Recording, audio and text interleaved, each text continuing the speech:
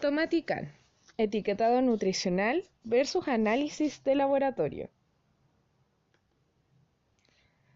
La química de los alimentos, que es la parte fundamental de la ciencia de los alimentos, trata de la composición, estructura, propiedades y cambios químicos que le ocurren a los alimentos debido a su transformación y conservación.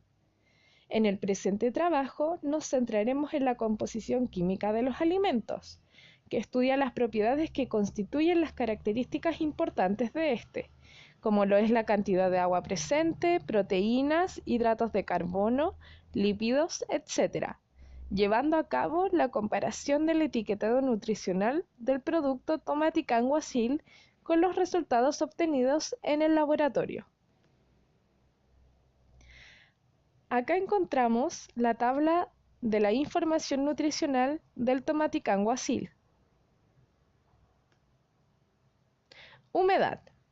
Primero que nada, debemos entender que en todos los alimentos está presente, ya sea en menor o en mayor cantidad, un elemento fundamental que es el agua.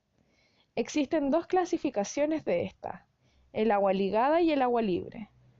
Se entiende por agua ligada a la cantidad de esta que se haya combinada.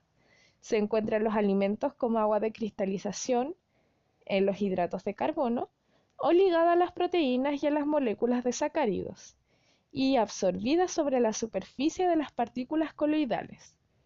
Por otro lado, el agua libre es la forma que predomina más en los alimentos y se libera con gran facilidad que la anterior. Las cifras de contenido en agua varían entre un 60 y un 95% en los alimentos naturales. Alguna de las importancias que tiene la determinación de humedad es que el comprador de materias primas no desea adquirir agua en exceso. El agua, si está presente por encima de ciertos niveles, va a facilitar el desarrollo de los microorganismos. Y la cantidad de agua presente puede afectar la textura del alimento. Esta es la fórmula para poder calcular el porcentaje de humedad de un alimento. El porcentaje de humedad del Tomaticán Guasil fue de un 86,89%. Cenizas. La ceniza es la fracción del alimento que representa los minerales. Corresponde al residuo inorgánico y se obtiene por incineración de una muestra de peso conocido a una temperatura mayor a 500 grados Celsius en la mufla, hasta que todo el carbono haya desaparecido. Alguna de las importancias en la determinación de cenizas es que la determinación del contenido de cenizas sirve para obtener la pureza de algunos ingredientes que se usan en la elaboración de alimentos, tales como el azúcar, pectinas, almidones y gelatina.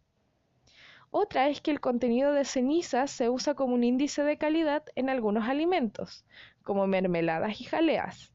En estos productos, el contenido de cenizas es indicativo del contenido de frutas en los mismos. Por lo tanto, se le considera como un índice de adulteración, contaminación o fraude. Y por otro lado, las cenizas contienen los elementos inorgánicos, muchos de los cuales son de interés nutricional, como es el caso del calcio, fósforo, etc. La fórmula de porcentaje de ceniza es el peso de crisol con la muestra menos el peso de crisol con la ceniza multiplicado por 100 y dividido por el peso de la muestra. Grasa bruta. Se refiere a la cantidad de grasa en una muestra de alimentos sometida al análisis químico proximal o análisis bromatológico, que es la cantidad de grasa que contiene un alimento. Se denomina a todas aquellas sustancias que se diluyen en disolventes orgánicos y se expresa en porcentaje. En los alimentos es el residuo no volátil que queda después de evaporar en estufa el extracto obtenido por la acción del éter sobre el alimento. Importancia en la determinación de grasas. Para propósitos de información de etiquetas nutricionales. Para determinar si el alimento reúne los requisitos estándar de identidad y es uniforme. para entender los efectos de las grasas y aceites en las propiedades funcionales y nutricionales de los alimentos. Su fórmula es el peso del balón con lípidos después del secado menos el peso del balón vacío multiplicado por 100 y dividido por el peso de la muestra. Proteína bruta.